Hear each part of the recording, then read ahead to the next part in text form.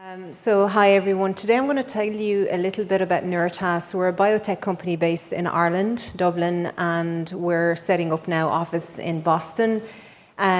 So just to give you an idea, our mission really is to improve the lives of billions of people. It's a very, very big mission, and I'll tell you a little bit more about it, but we want to do that through the predicted capabilities of our platform and through peptides.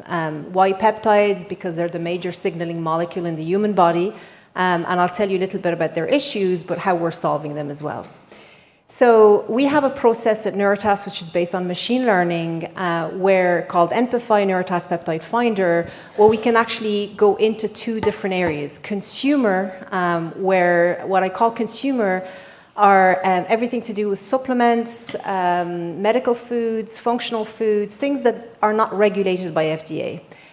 So our technology can identify novel peptides in nature and can then extract them to create these ingredients for that area to prevent disease from occurring. And then separately, we also are in the pharmaceutical arena where we actually, once we identify a peptide in nature, we can actually extract it and physically synthesize it and modify it to create therapeutics as well. So we're in both areas completely. So one example is this, which is an anti-inflammatory that we launched last year through our partner BASF. It was the first AI-discovered healthcare product, discovered fully through AI. It's an anti-inflammatory. We've done clinical trials where we looked at circulating TNF-alpha, and what we're seeing is that there's a significant reduction in circulating TNF-alpha and an improved movement in patients, in inflammaging patients. The product itself is called Peptide. It was launched last year. And this product, we went from in the consumer arena, from a concept of we want to create something that lowers inflammation into the market in about a 2-year cycle, which is really unheard of in this area. And we're only really getting started. So the two problems we're solving as a company is that in consumer, currently, it's practically impossible to discover completely novel, cost-effective, patentable, active, scientific, proven ingredients. So everything is about using what's already there. And this is because it's very expensive to identify completely novel actives that really improve human health. And this is where technology like machine learning can actually help us reduce the cost. And this is what we're doing at Nuritas. And separately in pharma, drug discovery is very tedious, it's too long, it's expensive, the accuracy low, but also peptides, which I said to you are the major signaling molecule in the human body and should be used as such to signal different pathways and to lower certain indications and so forth, are not used because peptides are associated with short half-life, low bioavailability, etc. But our technology is capable of finding ones that do not obey those laws. So I'll tell you a little bit more. But basically how we do it is that we have probably now the largest database of peptides in the world. If I give this as an example, I'll give you as an apple. An apple, there's more molecular data in one apple than all social media put together since the inception of social media. And yet we know very, very little about the composition of that apple. But specifically in the peptide world, there's about 30 billion peptides in that one apple. And if we extend that to every organic matter around us, including ourselves, that's a lot of billions of peptides, totally unexplored. Using machine learning, we can now explore all those structural peptides and identify ones that actually are active and extract them either in a natural way, which we do in the consumer arena. Once you identify a peptide that's really interesting, we use food processes like hydrolysis and fermentation to extract the peptide from the source material and to create GRAS products with real scientific proof, which I'll talk to you about. And separately in the pharmaceutical arena, we identify the sequence. We then physically make it, synthetically, we modify it and then test it. We're not just doing, obviously, this on computers. We have a full integrated lab where all these peptides are produced or then tested in vitro, in animal, and then in human and consumer as well. So one example that I wanted to give you is one that's very recent. The results have just come out just literally last week.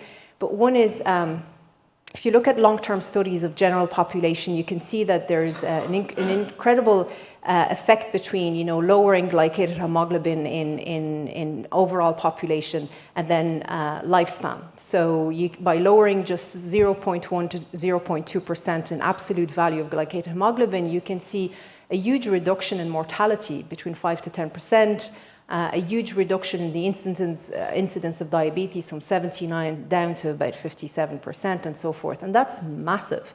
So the goal for us was, as a company, we spoke to the European Union and we're like, okay, so how can we identify a peptide, a natural GRAS peptide that can actually significantly reduce glycated hemoglobin with these numbers here to significantly reduce mortality and then patients moving from pre-diabetes into a full-blown diabetes.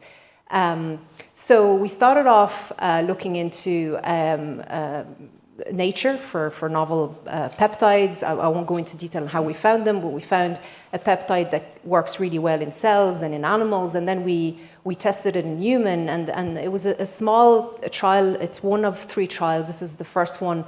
20 patients per group, double-blind placebo, no change in lifestyle. We asked them to keep their own lifestyle. We just wanted to see whether giving them a dose of our natural GRAS ingredient can actually lower their glycated hemoglobin. And what we've seen is very similar results to what I showed you earlier, a 0.1 to 0.2% reduction overall and significant reduction compared to placebo. And the next steps now is, and this has not even been formulated or encapsulated. This is given orally with water to patients. And so the next step with this is the phase 2, our second clinical, where we're looking at dose and actually improving formulation.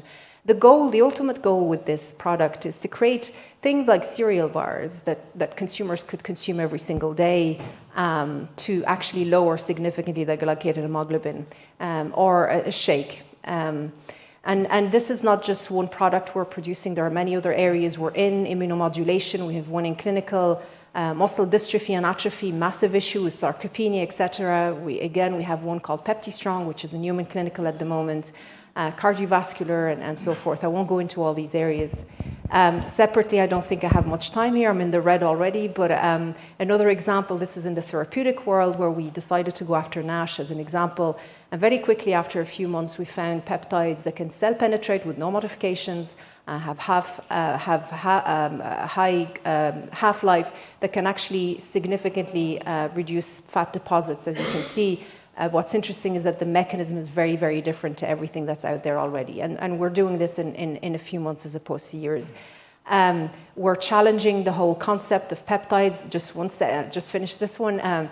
We're challenging the whole concept of peptides. So we know that peptides are known for they don't penetrate cells except if they're small, they have low PK or bioavailability is poor, etc.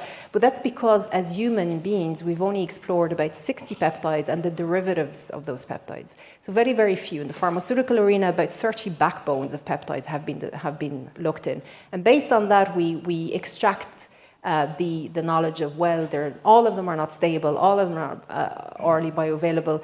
But now with AI, we can explore a much bigger space, an infinite space of peptides, new structures that are available and efficacious and so forth. And that's what we're doing.